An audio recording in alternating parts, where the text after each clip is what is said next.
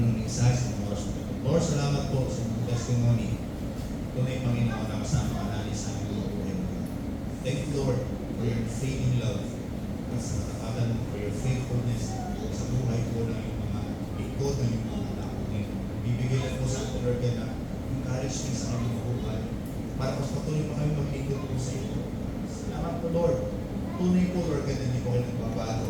Tunay, Panginoon, ang iyong magsalita kailangan, Lord God, ay hindi, Panginoon, Lord God, nagbabago sa mga anak mo, Lord God, na stand up, Lord God. Sa mga oras po ito, ang salita mo, Lord God, na yung pagpapasahin, na mga Panginoon, ay patuloy po na magbigay po sa amin na gabay, na kaunawaan, sa aming mga buhay, upang patuloy po kami, Lord God, na matuto, Lord God, sa buhay na binigay mo po sa amin.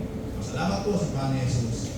Amen and amen. So ating buksan ang ating Biblia sa unang Samuel. 1 Samuel chapter 4, verse 1 to 11. Yan, so say amen. Pag natin pong natagpuan na. 1 Samuel chapter 4, verse 1 and 11. So Samuel, I think pagtapos po siya ni Ruth. Judges, Ruth, and Samuel. So I encourage you to open your Bible at ating sabay-sabay na basahin ang salita po ng Panginoon.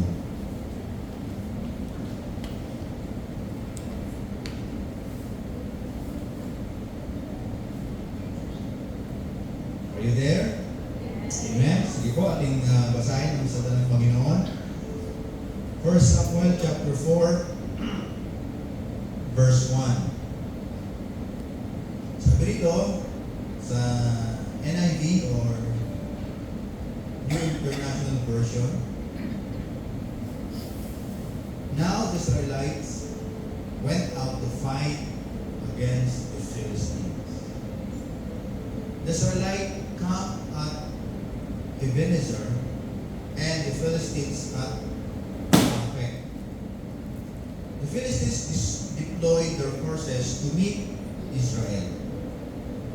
And as the battle spread, Israel was defeated by the Philistines, who killed out 4,000 of them on the battlefield. Can you imagine, namatay ang 4,000 mga tao. Napakarami niyan, mga kapatid. Talagang a bloodiest war na nangyari sa bansang Israel.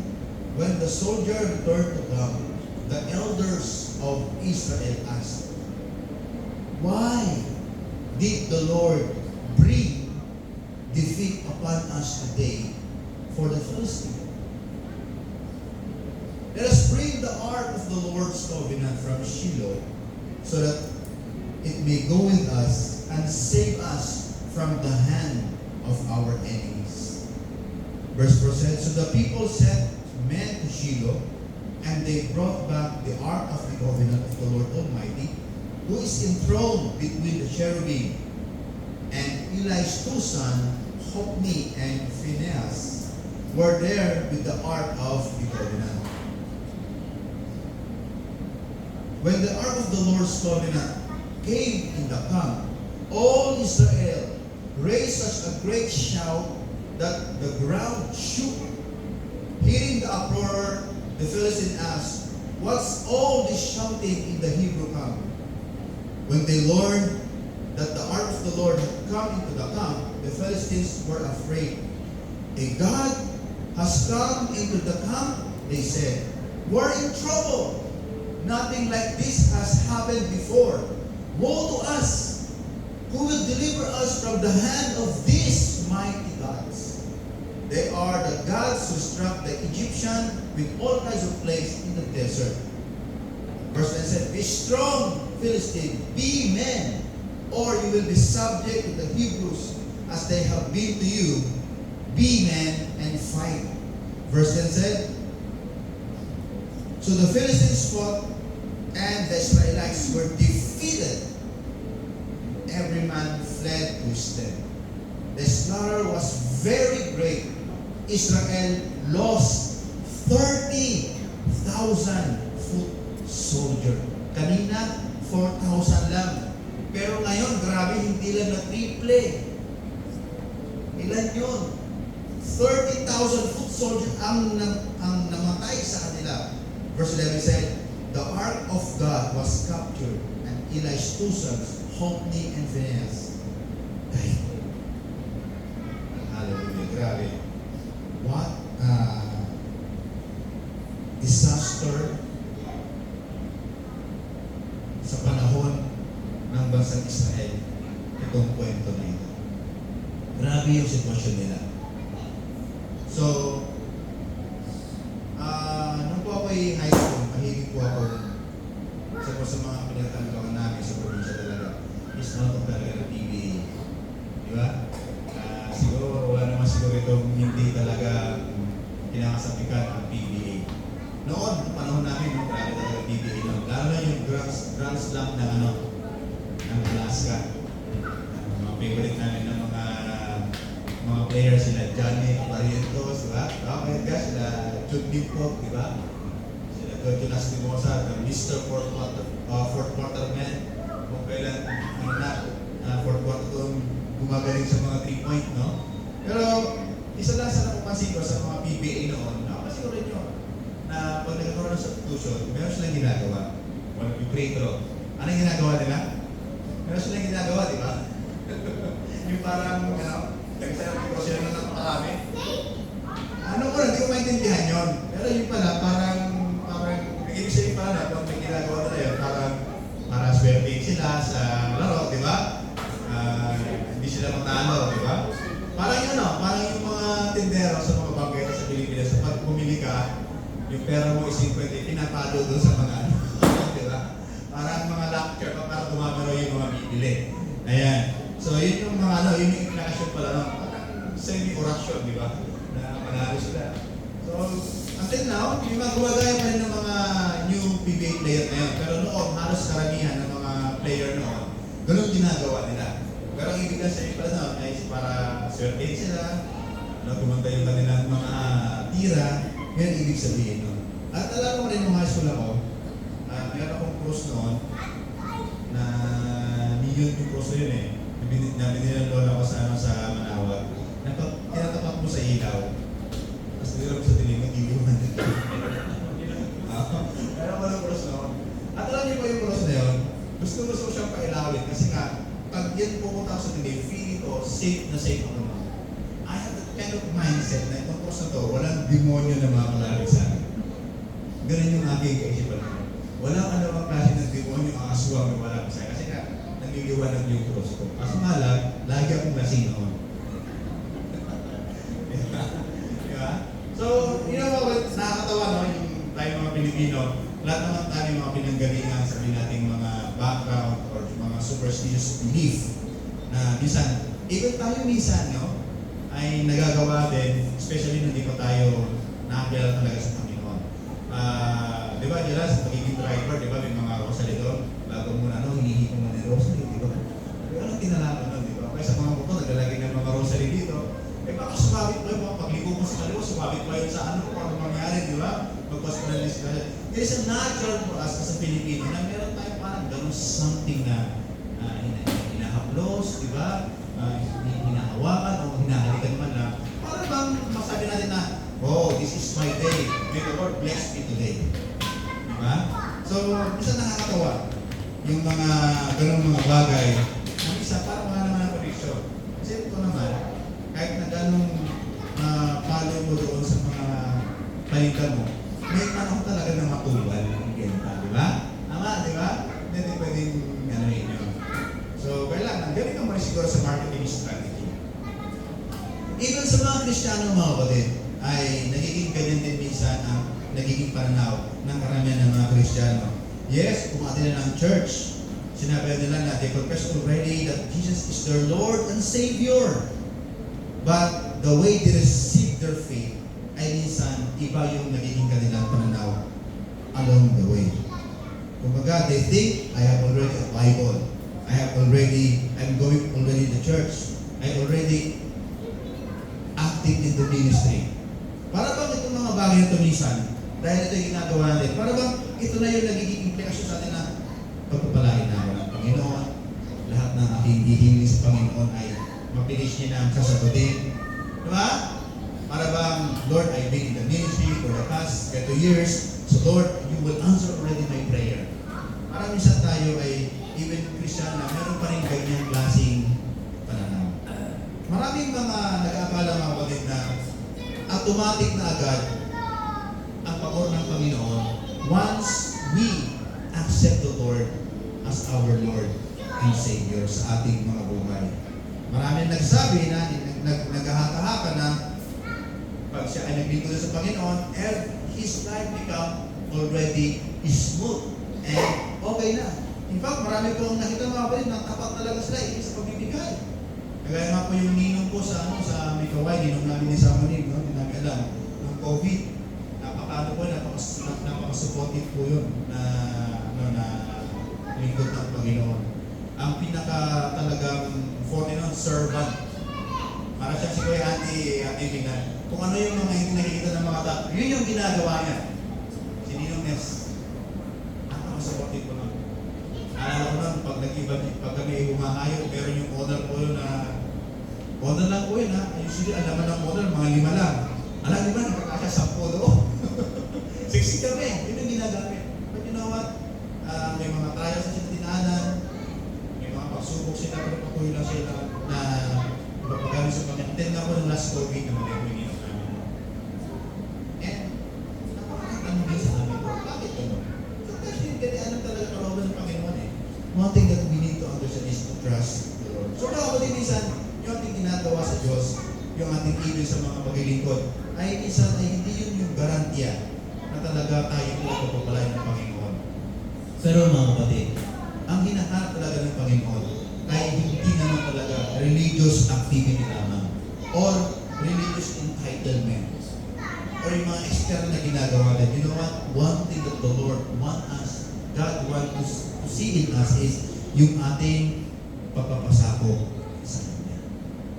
Yung talaga yung tunay na hinahanap ng Panginoon. And you know, kapatid, that what is exactly what happened in 1 Samuel chapter 4, verse 1 to 11. Ganitong medyo yung pangyayari ng kwento. Nakakala nila, nung natalo sila, di ba, sa gera. Kasi alam nila, they are God's people. Alam nila, napatunayan nila yan sa nakaraan ng kanilang mga pinuno kung paano ang Diyos nagbigay sila ng katagumpayan. Alam na ng mga Philistine, di ba, na hinati ng Diyos, nagmiracle ng Diyos sa paghati sa Red Sea. Alam niya ng mga Palestino. Kaya dumating yung Ark of the Covenant sa kanilang kampo. Akala nila, it's already finished. Sabi ng mga Palestino, tapos na tayo. But, as the stories goes, walang nangyari. Natalo ang mga Israel, 4,000 people, but right after dinala nila yung Ark of the Covenant, doon mismo sa battlefield, ano nangyari sa kanila? It worse ang nangyari. 30,000 foot soldier ang lalong nawala sa nila. Ano po nangyari sa mga sa Israel? What happened to God's people? Kapatid, kung ating kung babaybayin talaga ito at titignan natin yung 1 Samuel. 1 Samuel, mga kapatid, ito po yung introduction na ni Samuel bilang isang propeta at bilang isang hukog ng Israel. Kasi itong panahon na ito, wala pa kasing leader o king ng Israel. Ang buko ni Samuel, dito din mabasa na paano ko na-introduce ang mga naging unang hari ng Israel. The first is King Saul, the second of King David. Ngayon, tulitin po natin sa chapter 2, makita natin na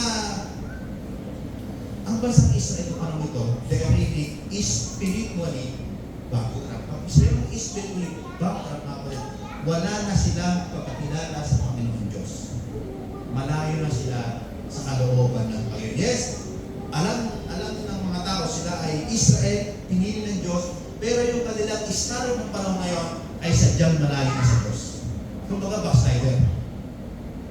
Yes, Kristiano siya, nagbigay ko siya ng mga last 10 years ago, pero ngayon, backslider na siya. Wala na siyang connection sa Panginoon. Ganyan ang Israel noon. At mapatunayan pa natin yan sa 2 Samuel, 1 Samuel chapter 2. Yung anak po ni Eli, sino yung anak ni Eli? Si Hophni at saka Phinehas. Ito po yung mga pare na pinuringan ng Diyos. Sino pa daw yung tagapangalaga sa templo? Ay, ito yung mga pasimulo ng kalokohan. At hindi lang simpleng kalokohan ang ginagawa nila mga kapatid. Yung mismong aral ng mga tao na dapat sagrado, yun mismo yung minawalang hiya nila.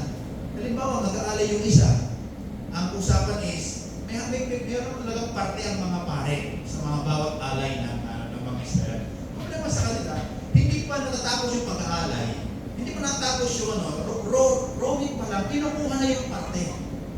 Imagine that, that is very, kumbaga, hindi katanggap-tanggap yan sa Leviticus, sa sulat ko ni Moises, kumbaga, walang-wala talaga sa hulog. Kaya ganun po. And, nag-announce ang Panginoon ng judgment sa buhay, sa buhay ni Eli na kaya na matatapos ang iyong henerasyon. Kaya ganun po mga kapatid, katindi yung sitwasyon ng mga Israel. Now, sa ganyan pong estado ng Israel, they are now facing the battle against the Philistine. Yung kanilang pakikipagdigma sa mga Palesteo bilang mga anak ng Diyos, pinili ng Diyos, it's not just about military aspect, mga kapatid. It's also an spiritual aspect. Remember Joshua? Nung pumasok sila Joshua, bago sila pumasok sila Joshua sa Canaan, ano po yung unang nakita nila? Ano yung first na nakita ni Joshua? Tinanong niya are you with us? The angel of the Lord. So the battle is about military tactics and strategy. The battle also is about spiritual. Kaya itong battle na ito, itong laban na ito mga kapatid, na-expose ng Diyos ang kondisyon ng puso ng mga Israel. God exposed the heart of His people this battle na kanila pong hinaharap. So ating baybayin mga kapatid, ang kwentong ito, ano ba yung tinuturo ng Diyos na pwede natin matutunan sa mga oras ito sa kwento ng 1 Samuel chapter 4 verse 1 to 11. The Bible said, sabi doon, now, in verse 1 said, now the Israelites went out to fight the Philistines. Sasabi po ng sadat Panginoon na in verse 4, dumating ang araw na naipagdigma ang mga Israel laban sa mga Pilisteo. Itong klase ng digmaan ay hindi na bago sa bansang Israel.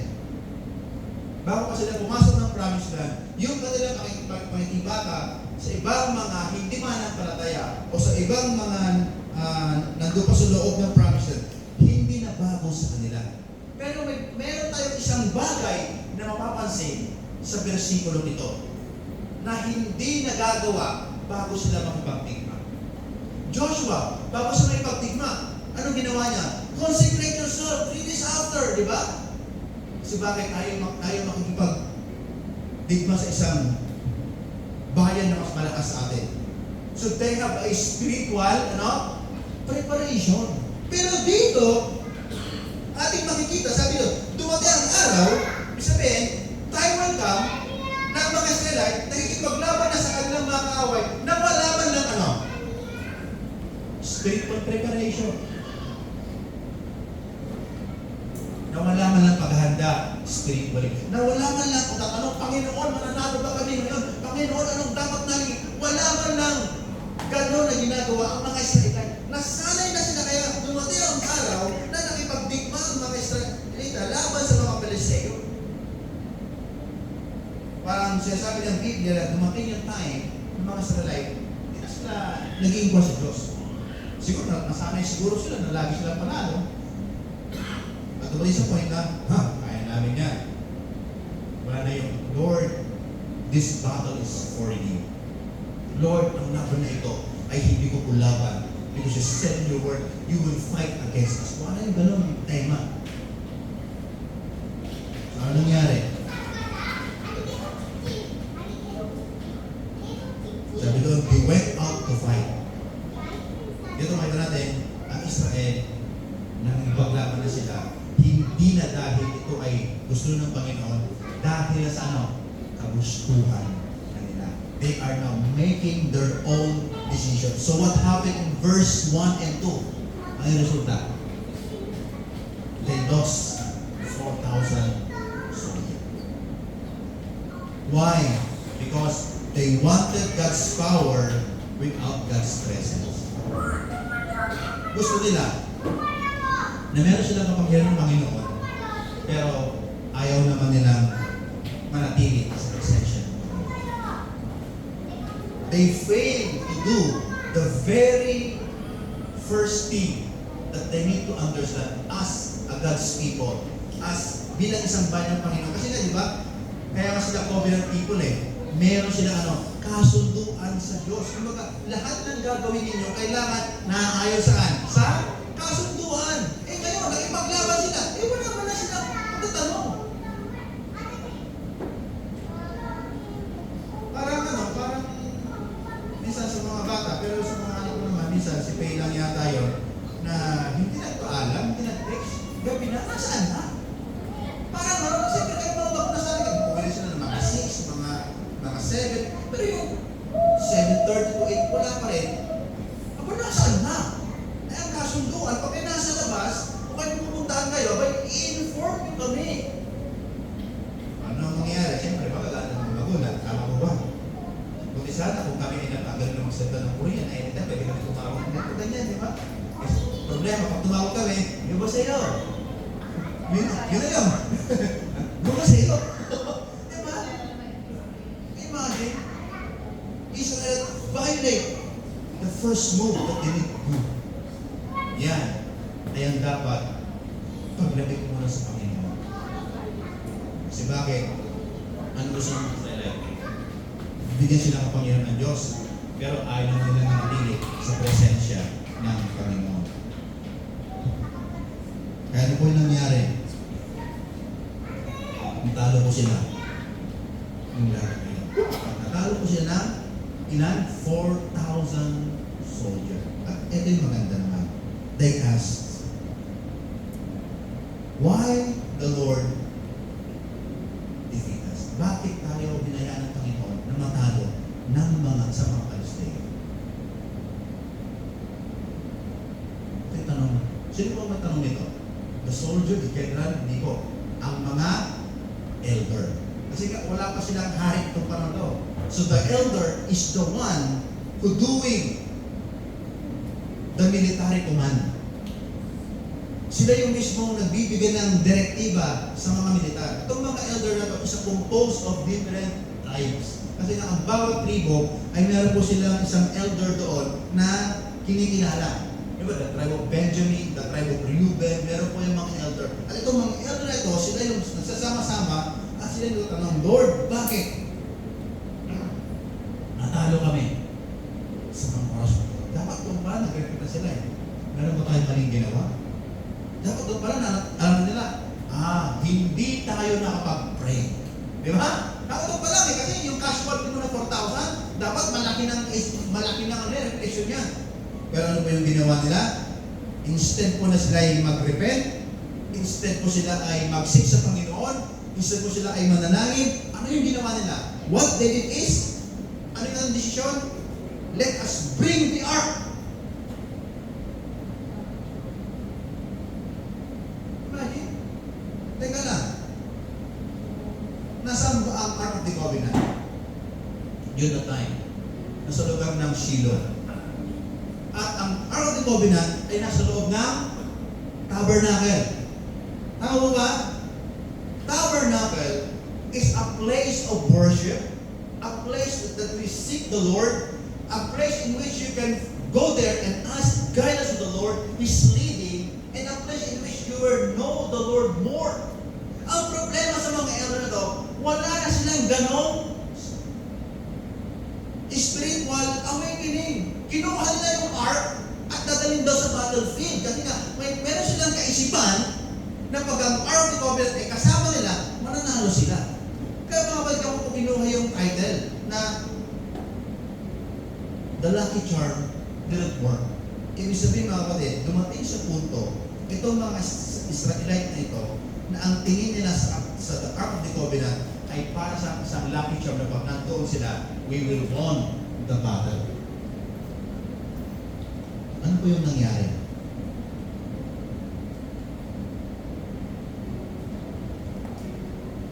bago dapat makuha yung Ark of the Covenant, dapat meron ka muna dapat pagdadaanan ng dalawang tao. Number one, the high priest. Tama? Buhay pa si Eli eh. Napanalo, buhay pa si Eli. Pangalawa, during the time, Samuel also considered a prophet already. Ano ginawa itong mga elder na ito? Ano ginawa nila? Wala na silang pakialam kung sino nga. Basta kung ano yung gusto nila, kunin yung Ark of the Covenant, dali sa battle. Ibig sabihin, they bypass the authority of people na dapat muna nilang pagkonsultahan. Itong mga elder na ito, mga kapatid, is implication na ito yung mga taong, siyempre, authority, they are in the political aspect of Israel. Kaya may authority itong mga elder na ito. They are symbols of experience. Maybe marami na rin silang mga payo na pinagdaanan sa buhay na kung saan naging sa tagumpay ang Israel.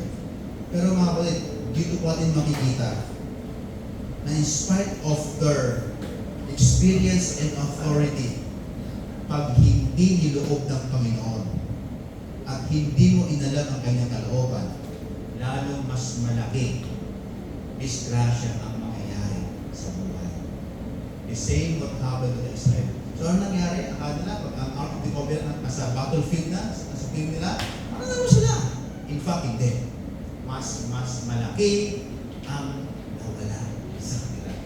30,000 foot soldier na lost. I can't imagine yung 30,000 na patay. Isip niyo ba yun? Gano'ng ayaw yung mga tao? Nasugatan? Hindi iba, tanggalan ng ulo, labas ang bituka, di ba? Tanggal yung mata, di ba? Labas yung mga... Kasi mga yung bata kasi, tagaan yan, di ba? Panahan. Kaya imagine that. So ano ba tinuturo sa ating mga kapatid? Hindi pala ibig sabihin. Ako nag-reply ako dito eh. Sabi ko, Lord, hindi talaga ganad dyan ang isang pastor kung magkaka sa ministry ay alam niya na lahat. Hindi ka ganad dyan. Naalala ko tuloy yung isa kong teacher sa theology. Sabi niya ganyan, at the time, kaya ito ni Mrs. si Pastor Malbas. Kasi matating sila rin ng theology class ko. Sabi niya sa akin na, kung ang pagkapastor ay parang lang gumagawa ng kopya, sabi niya ganyan, siguro tayo nakapikit, sabi niya tayong gawin na yan. I've been in the past 20 years in the ministry, until now, sabi niya ganyan, hindi ko makabisado ang ministry. Kung makalimutan sila niya, bakit ganon? Sabi niya ngayon, hindi ko talaga makabisado ang ministry ng Panginoon. Kung paggawa ka lang, kopya pa, isa labi niya, kasi siguro kahit na isang kamay na lang yan kaya kong gawin yan. Pero bakit naman? So dito, pinapakita lang na hindi sa experience talaga. Factor yung experience ka, pero hindi yan talaga ang magdadala sa atin ng tagumpay pa rin. Kundi ang pag-lead ng Diyos sa ating buhay. Paano ba ang Diyos na mangusap sa atin? Hindi rin matagal magiging isang Kristyano. Marami ang tagal na Kristyano, kaso hindi lang sumusunod sa Panginoon. May mga tao, kaso lang talaga naman yung magsunod nila. So hindi po doon.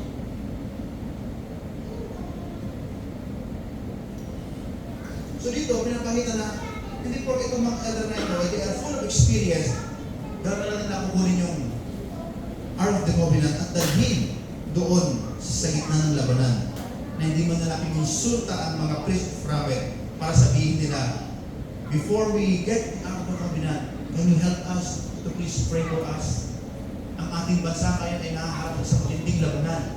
Propeta Samuel, kayo po mga pari na Eli, ano po yung dapat na? Imbis na gawin nila, kumbaga, humingi ng 1,000 pa rin. No! They take their own, the Ark of the Covenant, together with the two sons of Eli. At ano po nangyari? Kasama po itong dalawang anak ni Eli na matay po sa digmaan. Kumbaga mga kapatid, itong mga elder na ito, kung bibigyan ko ito ng late term, okay? Inyo ayun, nasakit na ng matinding problema ang sa Israel. At meron pong pumapel ng mga elder. Alam niyo po sa ating, sa lupuyang label na ito, ito yung mga taong bida-bida. Di ba? Ito yung mga taong bida-bida na sila na yung basta, tingin nila, kaya nila ang mga bagay, ito yung mga bida-bida ng mga tao. They bypass the authority. Hindi sila kumikilala ng mga basta sila, diretso sila. Kaya sa mga simbahan, marami rin minsan bida-bida sa mga simbahan. And one thing na kailangan is, they need to pray. We need to pray for them. So dito, na-expose ang puso ng mga Israelites. Dahil sa pangyayari ito, mas naipakita ng Panginoon ano talaga yung totoong kalooban ng mga Israelite ng panahon na ito. So the ark represent God's covenant presence. Ito talaga ibig sabihin ng ark eh.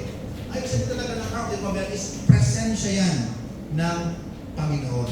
Pero it was never meant to become a lucky charm.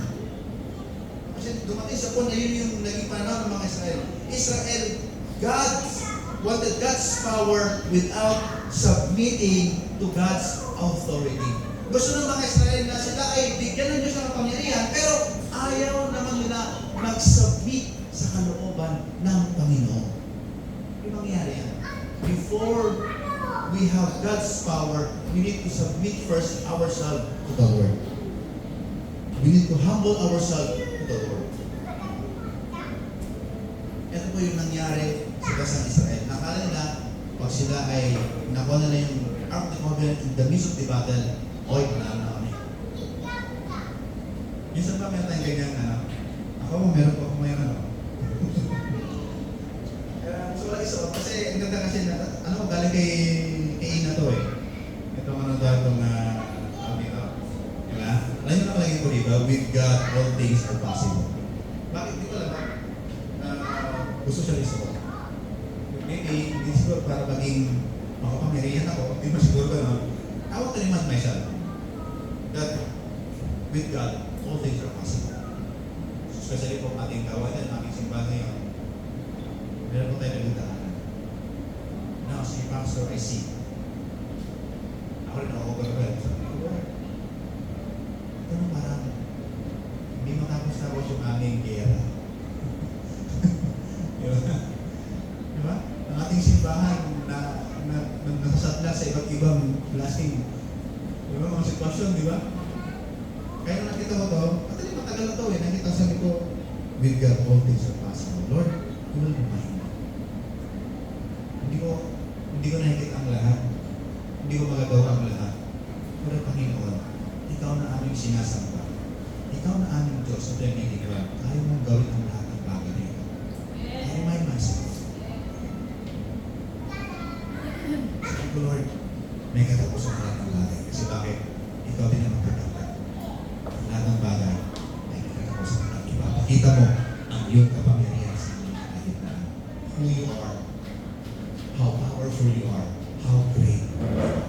So, hindi ko ito lang siya mga kapatid. Isa reminding sa akin lang na ang Diyos sa Diyos ay walang imposible. Pero sa bansang Israel mga kapatid, yung panahon na yun, hindi. Ang tingin nila sa Ark of the Covenant, parang isang lucky charm. Kapag nilala nila sa battlefield, mananalo sila sa laban.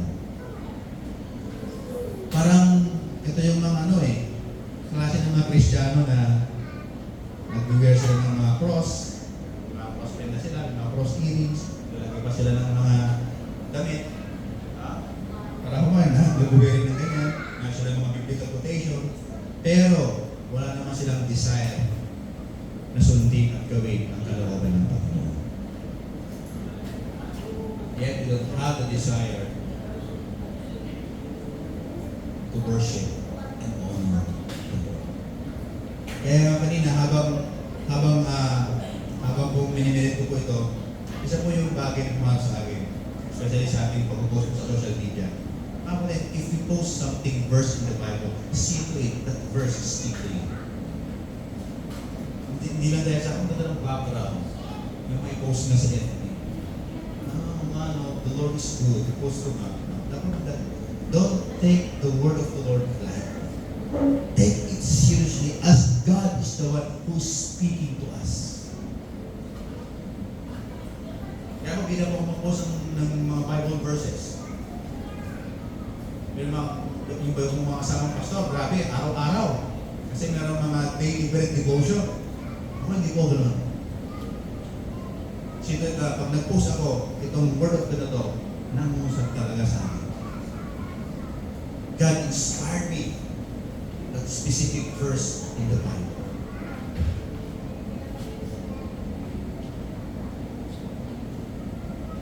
Normally, the simple like necklace, earring or t-shirt, or hearing even gospel music cannot replace a full life surrender to Christ. Kaya sabihin mo, meron ka ng mga t-shirt na sabi sa you are a Christian already. You're already a born-again Christian. Lahat na lang nilagay mo, pati mga sa bahay, pati bunga ng unan mo. No? For I know the plans that you have for me. Pero wala ka namang desire. Gusto pinagkalooban ng Panginoon. Hindi yan ang hinahanap ng Panginoon. Ang hinahanap ng Panginoon is yung isang buhay na full surrender sa Kanya. God is not our lucky charm. God is not just like a genie na pag kiniskis mo, yung takore, lalabas siya, hihiling ka, at sasabihin agad, yung baka hilingan mo, mangyayari yan. Hindi po ganun Panginoon natin. We cannot manipulate His power.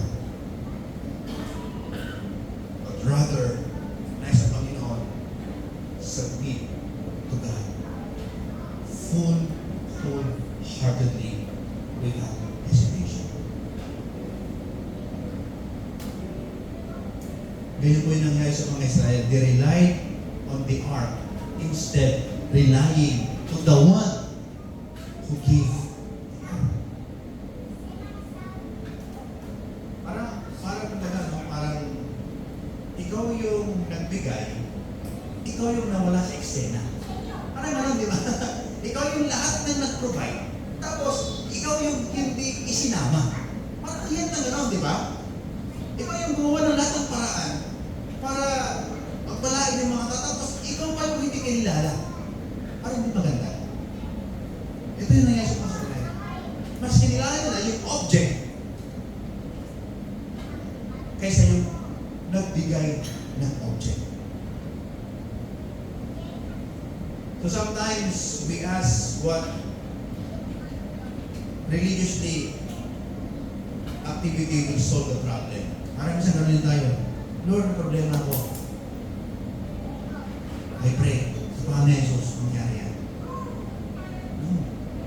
Dapat, bago dumating ang mga bagay na yun, surrender ng puso mo sa Panginoon. Amen po ba? At when we pray the Lord, Lord, I surrender my life to you.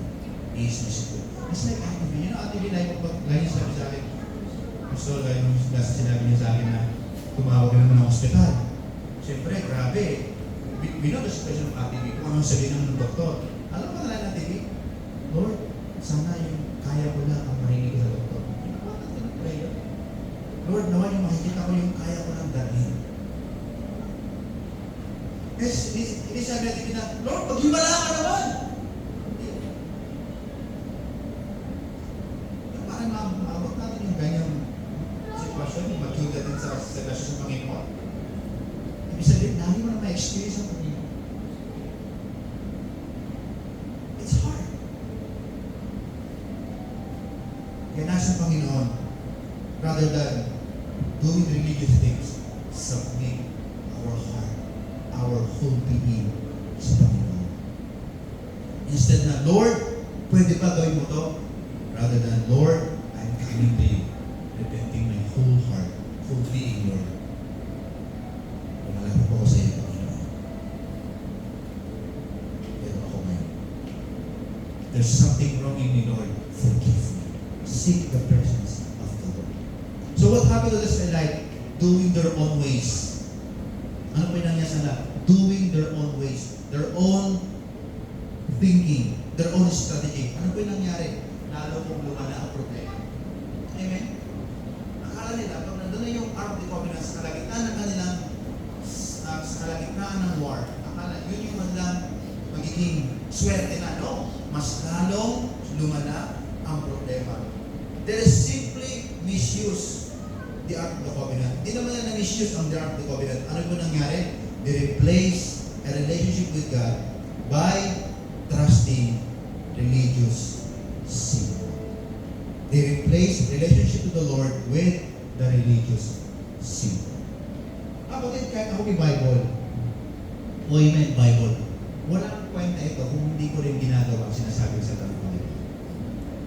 Yan na po yung Bible ko sa bahay. Pabili ko, kaya sabi mo noon, meron pa ko yung maliit. Meron pa ako yung isang nawala na Bible. Meron pa ako sa Bible, sa computer ko na napakaraming translation sa Bible. Pag nag-internet ka, napakaraming translation ng mga Bible. Walang kwenta ang lahat ng mga bagay na yan. Kahit na matulog ka pa na nandiyan sa ulo mo yan, kung hindi mo rin sinusunod kung ano ang nasusulat dyan, that is nothing. Habang din ang pagiging Kristiyan ay di paramihan ng Biblia yan. Tinitignan ng Panginoon kung paano nagsasubmit sa kalooban niya. Of course, ito yung open door to know the Lord more, ang kanyang salita. Secondly, we submit to what the Bible tells us. Kaya nga, di ba? Kasi sabi natin, personal ang relasyon sa Diyos. Amen? Hindi si pastor ang magpapalalim ng relasyon natin. Hindi po ako magpapalalim ng relasyon ng mga kapatid. Kayo mismo, because relationship is personal.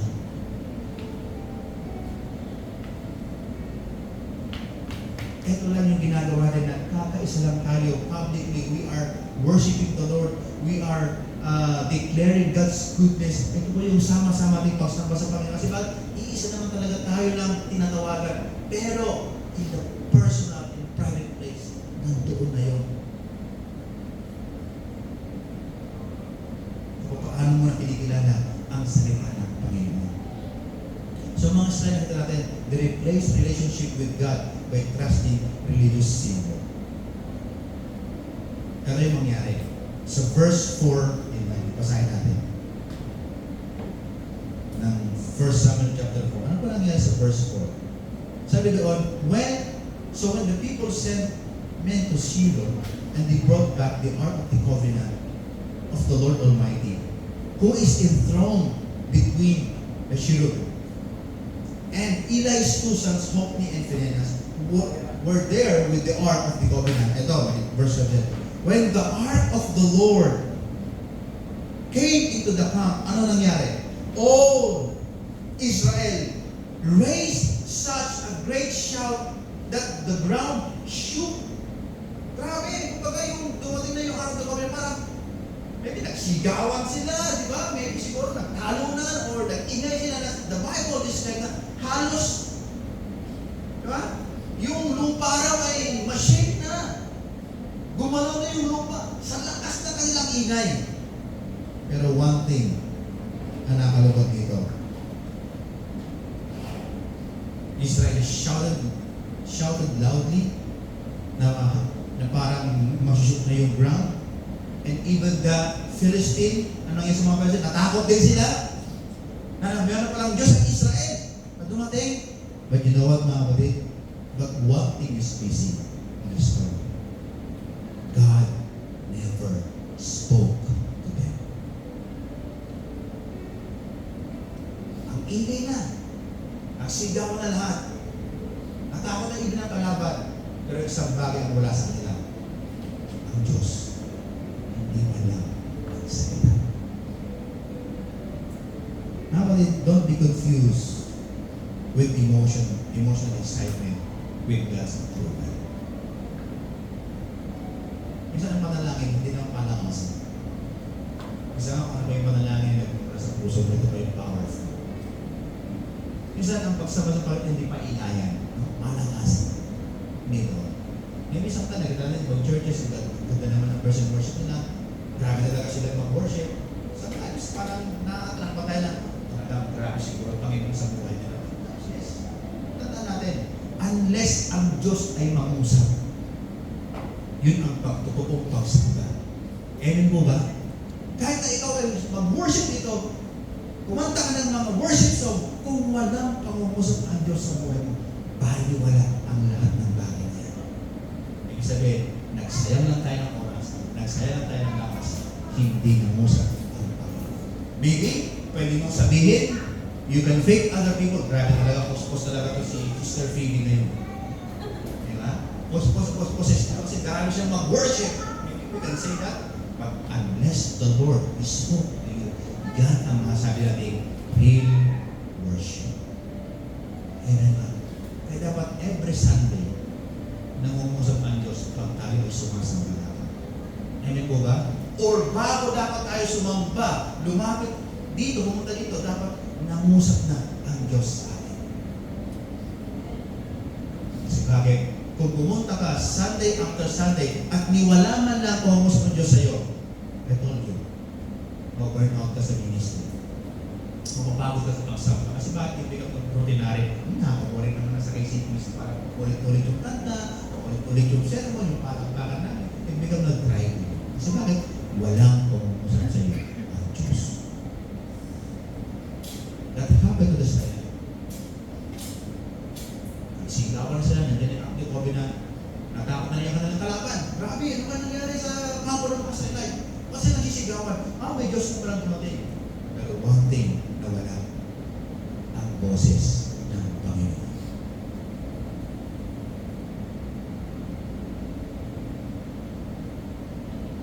Di ba tayo mga Pilipino, meron tayo kasabihan, huwag muna kayong magbilang ng ito. Ganyan na yan, di ba?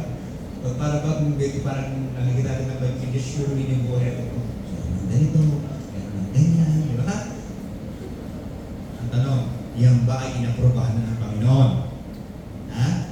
Even yung mga plano natin, kailangan after 3 days, after 1 year, after 4 years, ganyan. Ang tanong ko sa inyo, yung bang mga plano na yan, aprobado ka ng Lord? Kung hindi, disappoint ka lang. Ang mahirap kasi minsan, we pray the wrong prayer request sa buhay natin. Di ba? Bakit hindi naman talaga yung gusto ng Panginoon? Pero matagal mo pinag-pray. Nilalaban mo pa. Sabi ni Lord, anak, hindi lang gusto ko.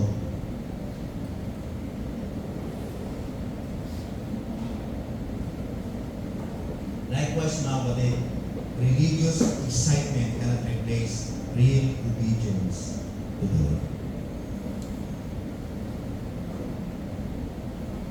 So ano po yung ating makikita dito? Kung sabihin mga kapatid, hindi ko sinasabi na masama ang mga bagay na ito. No?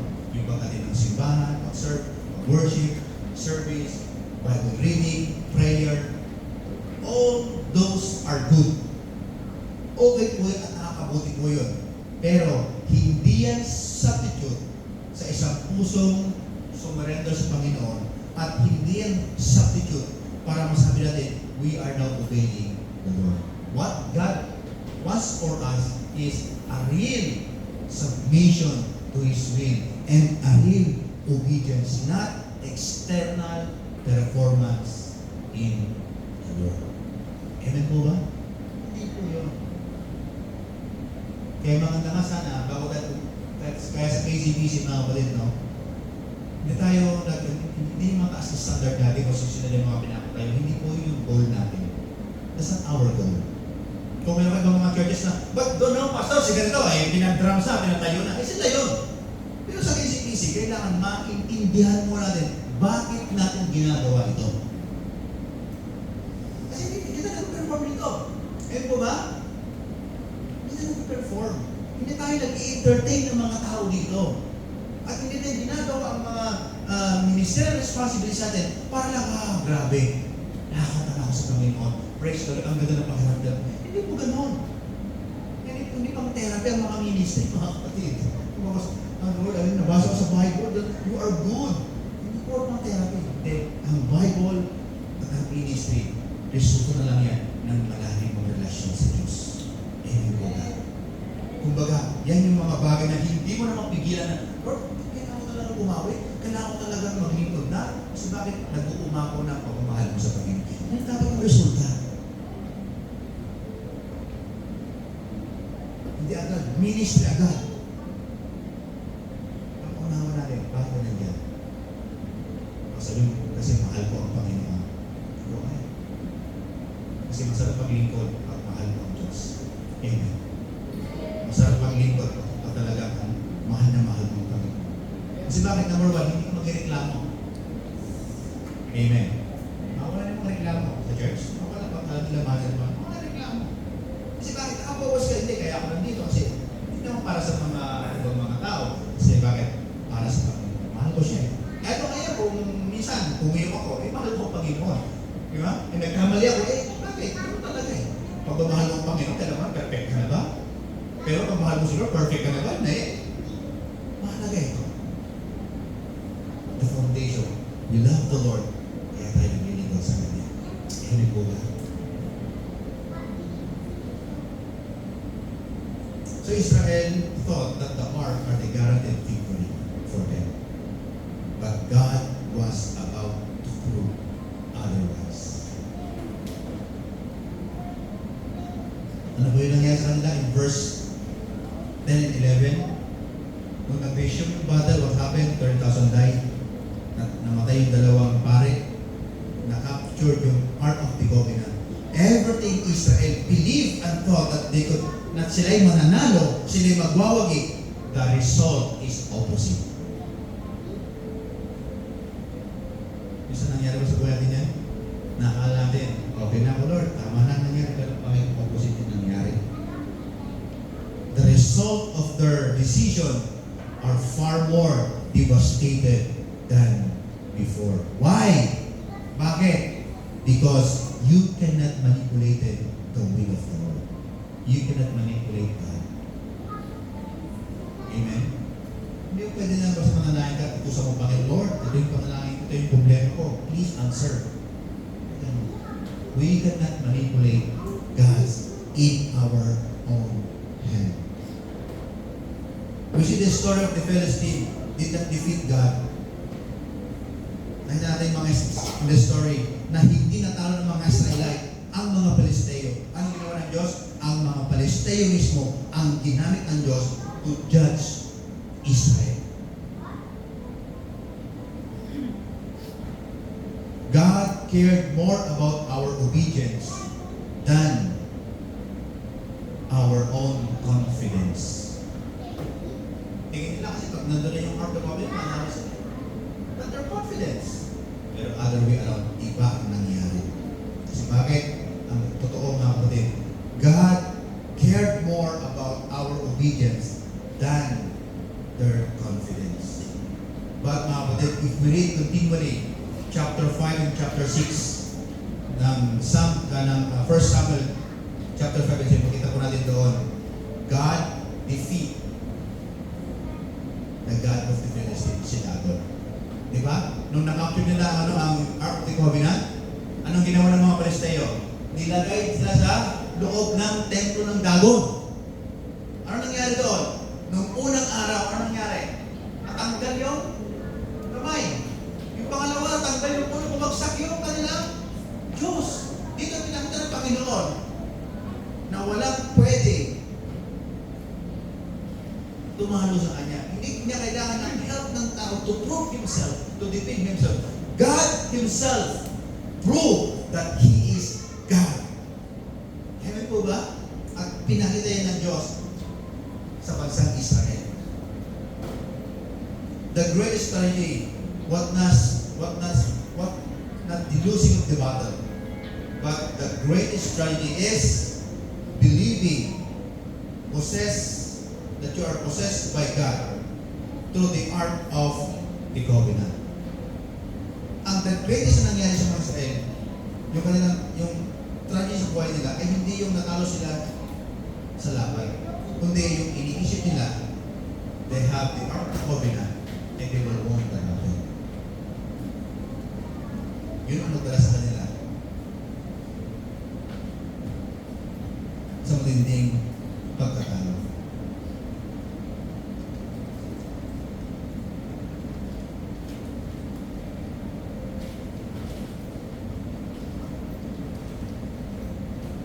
So today mga kapatid, maybe marami sa atin, may kanya-kanyang Bible.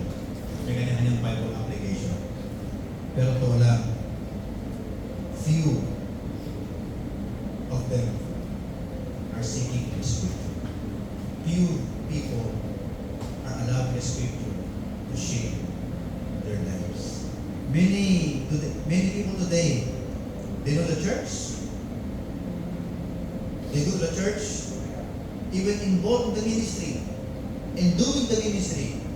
But few of them are really seeking Jesus Christ and intently knowing the Lord. God cannot be manipulated by religious symbol, titles, ritual, or emotion. One thing that God's wants desire: our repentance, obedience, and our genuine relationship sa Panginoon. The lucky charm did not work because God's favor cannot be manipulated by religious symbol or any external performances. It is experienced by those who humbly seek Him and obey His word. Kaya mga kapatid, God will never let His presence be treated like a lucky charm. His blessing does not come from our owning a Bible, wearing a cross, attending a church. It comes to those who truly humble and obey. Kaya ganito rin nasulat sa libro ito. Obedience is better than sacrifice. Diba? Sa first Samuel din nasulat ito. Obedience is better than sacrifice. Ang pagsunod ay higit kaysa mga hain. Sa reality, because the bottom of the story, isa lang naman ang gusto ng Panginoon sa kanyang pasalasan. Dapat, bago nila gawin isang bagay, kilalanin po nila na meron silang Diyos na kapatid. Meron silang Diyos na nagbibigay sila ng kalakasan. May Diyos sa kanila na nangako sa kanila. May Diyos sa kanila na mula sa pagkaalipin, binigyan sila ng pagpapala. Those things are nakalimutan na ng bansang Israel. Mga kapatid, is a reminder for us right now. Bilang mga anak ng Diyos sa mga oras na ito, ano man yung ating sitwasyon, always remember, continue to seek the Lord, submit ourselves to Him, and trust everything to the Lord. Amen? Because all things to God are possible. Sabi manalangin, tayo tumayo, manalangin sa Panginoon. Hallelujah. Yes, Lord. Salamat po. Salamat po, Panginoon, sa iyong pagkakas sa mga oras po ito. Lord, we will learn, O God, sa story sa basang Israel, dumating ko sa point na ang tingin nila, Lord God, sa Ark of the Covenant ay isa ng lucky charm sa buhay nila na pag sila ay malapit doon, ay everything will be okay, Lord. But Lord, we proved them, Lord God, that they are wrong. The story, Lord God, proved that it's not the object that will make you pleased for them. It's not, Lord, about what's sacred in the tabernacle, Panginoon, ang magbibigay sa iyo ng kasiyahan. Ang magbibigay sa iyo, Lord God, ng kaliguran. It's not about those things, O God. But Lord, ang totoo ang magbibigay sa iyo, Lord God, ng kasiyahan at makakaranas ng Panginoon na yung mapapalag ay ang mga tao handang sumunod at